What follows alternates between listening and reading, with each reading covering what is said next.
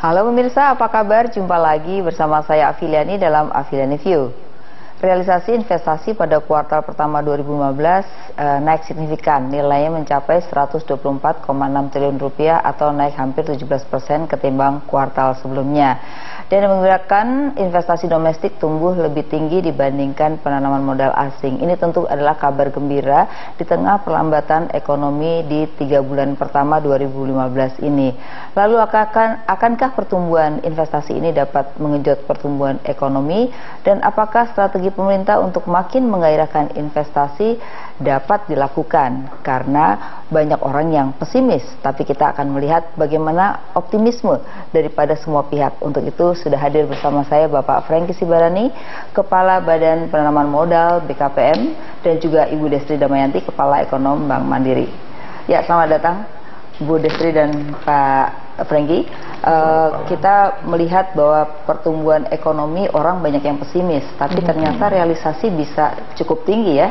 Nah, ini kan suatu hal yang anomali begitu ya, dan orang tidak pernah menyangka karena kelihatannya di triwulan pertama ini banyak penurunan dari penjualan motor dan mobil, kemudian retail pun juga mengalami pertumbuhan. Nah, ini sebenarnya dalam rangka apakah ini merupakan realisasi tahun lalu atau seperti apa Pak Franky kalau kita bicara tentang anomali? Pertama kita lihat bahwa ini adalah angka realisasi dari investor itu apakah dia beli tanah ya, atau dia konstruksi ya, artinya total yang sudah dibangun dalam konstruksi itu nilainya segitu ya, 124 triliun. Kalau dilihat dari total yang masih dalam pipeline itu hampir 2.500 triliun. Hampir 2.500 triliun. Jadi kita sudah keluarkan yang kita cabut izin prinsipnya, karena ada sekitar 6.000. Kemudian di luar yang sudah mendapatkan izin usaha tetap, artinya konstruksi sudah selesai. Nah, itu masih ada 2.500 triliun sebetulnya yang sedang melakukan konstruksi gitu. Nah, catatan BKPM itu tahun lalu Desember di itu 2014. ada ya 2014 ada sekitar 100 proyek yang kita fasilitasi dengan nilai 430 triliun. Nah, itu salah satunya yang ada sekitar 20 yang selesai, nilainya sekitar hampir 60 triliun. Artinya itu begini. Selesai di tahun 2014 ya? Bukan, artinya gini. Mereka tuh tersumbat karena ada beberapa izin sehingga mereka tidak bisa melanjutkan konstruksinya. Misalnya ada satu izin, ada satu investor semen misalnya, dia butuh pelepasan kawasan hutan. Nah, selama 2014 hampir 1,5 tahun dia stuck nih, karena izinnya nggak keluar. Itu salah satu contoh ya yang terjadi, walaupun mereka sudah mulai merealisasi tapi akhirnya terhambat untuk penyelesaiannya. Betul. Jadi pada waktu izinnya itu keluar, langsung dia sudah bisa membangun lagi, mengkonstruksinya, bangun lagi seperti itu. Nah, kalau lihat dari sektor Pak, kalau boleh tahu berapa persen sektor per sektornya begitu? Paling besar tuh sektor apa? Yang paling besar itu adalah pertambangan, smelter. Jadi turunannya, gitu, turunannya itu yang paling dari besar. Smelter ya, ini yang sekarang terjadi. Jadi seperti misalnya saya ada satu visit kemarin ke Morowali misalnya, ada satu industri smelter nikel ya, dan cukup pesat itu ya, dan kalau itu jadi kita bisa menjadi produsen stainless steel terbesar. Jadi ya, salah satunya ya. Nah, salah satunya. Bu Destri, ini menarik karena kita lihat di triwulan pertama 2015 ini kan pertumbuhan ekonomi kita kelihatannya orang pesimis bisa di bawah 5% ya. Tapi kalau kita lihat juga tadi investasi masih menarik, tapi sektornya masih sekitar tambang nih Bu Destri.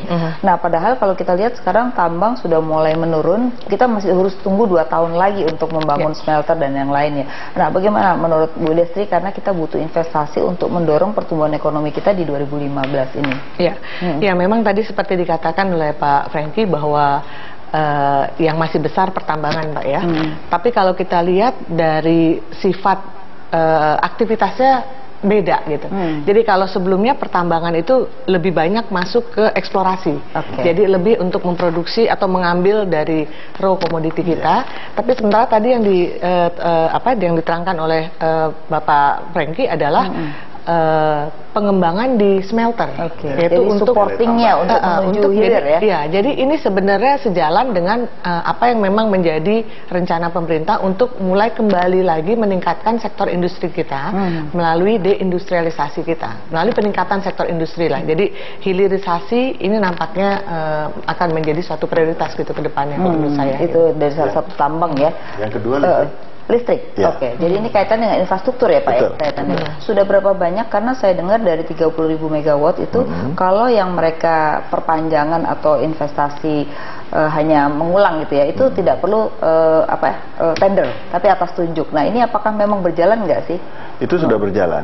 Itu sudah berjalan, tetapi memang kemudahan-kemudahan yang terjadi belakangan ini kan sebetulnya lebih pada hambatan perizinan sebetulnya. Jadi pada waktu pelayanan terpadu satu pintu diresmikan oleh Presiden itu 930 hari total izinnya, ada 52. Sekarang itu sudah 256 dan ada sekitar 33 izin saja. Itu untuk yang listrik ya? Listrik. Nah, tetapi begini, kalau satu izin tadi misalnya pelepasan kawasan hutan di listrik itu kita benahi, sebetulnya izin semua sektor yang terkait dengan pelepasan kawasan itu ikut dengan secara tidak langsung ikut, termasuk salah satunya semen. Kemudian ada industri pulp itu juga ikut. Jadi kelihatannya 2015 ini infrastruktur akan menjadi infrastruktur dan energi ya, kayaknya kelihatannya yang paling mendominasi dari pertumbuhan investasi begitu ya. Nah, Bu Destri, seringkali pemerintah daerah ini banyak penolakan apabila tidak sesuai dengan proyek mereka dalam tanda kutip begitu. Nah, bagaimana supaya BKPM ini selain memberikan izin juga didukung oleh daerah, karena misalnya listrik ini kan harus di daerah-daerah dong, izin tanahnya dan lain. Nah, selama ini problema adalah salah satunya adalah tanah di daerah khususnya untuk listrik. Nah, ini seperti apa nih Bu Destri? Kalau saya sih mungkin melihat bahwa pembangunan itu kan harus melibatkan partisipasi dari masyarakat. Jadi akan lebih bagus kalau pembangunan itu juga didukung oleh yang sifatnya bottom up. Jadi bukan hanya top down. Dari pusat misalnya saya mau bangun di sana, padahal belum tentu daerah sana membutuhkan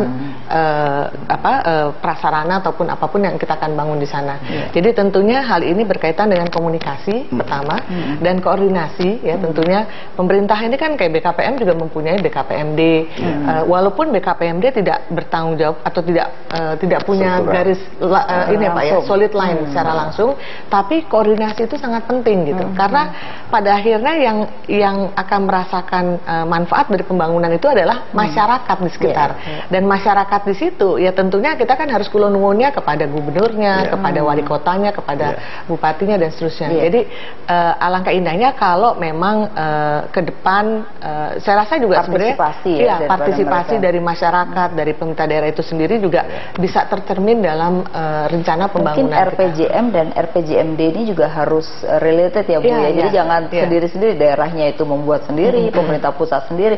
Ini yang menjadi kendala saat ini kayaknya ya. Musrenbang kan udah 2 kali dilakukan ya. Artinya harusnya itu adalah mengarah pada satu sasaran yang sama gitu. Gimana Pak Franky, setuju? Ya, saya sangat setuju sekali. Karena itu pertama itu kan gini, kita BKPM itu selain memperbaiki perizinan, kita juga melakukan perubahan pendekatan di dalam promosi. Jadi kita nggak ada istilah promosi, kita lebih ke marketing investasi. Artinya kita lebih menjemput para investor. Nah, salah satunya adalah apa yang dijual. Nah, yang dijual itu pertama kita pasti pendekatannya adalah RPJM. Nah, yang kedua BKPM punya frame sendiri yang terkait dengan nawacita, tapi tidak lepas dari RPJM. Nah, RPJM itu jelas pasti lebih banyak bicara tentang infrastruktur. Tapi kalau BKPM itu kita fokus di dalam menjual itu adalah pertama pasti listrik, kita cari investor listrik. Energi ya. Nah, kemudian yang kedua itu pertanian. Jadi memang ada fokus ya Pak ya? Ada fokus pertanian, kemudian tentu sampai termasuk sampai nilai tambah. Karena itu pernah kita dapatkan satu investor untuk sari buah. Ya, jadi mereka dari kebun, dari kebun sampai ke processingnya. Kemudian maritim. Ya, yang keempat itu adalah industri padat karya. Kemudian yang kelima itu adalah industri berorientasi ekspor. Kemudian yang keenam adalah substitusi impor. Nah nanti di segmen 2 saya juga ingin nanya, ini kan di tengah perlambatan ekonomi tentu saja investor juga tidak mudah untuk mendapatkan dana yang besar dan masih menunggu bagaimana reaksi dari mungkin The Fed, kemudian saya katanya Bu Destri. Nah lalu apa upaya yang bisa dilakukan, misalnya insentif atau seperti apa, tapi kita harus break dulu ya. Ya pemirsa, jangan kemana-mana karena setelah pariwara berikut ini kami akan kembali untuk Anda.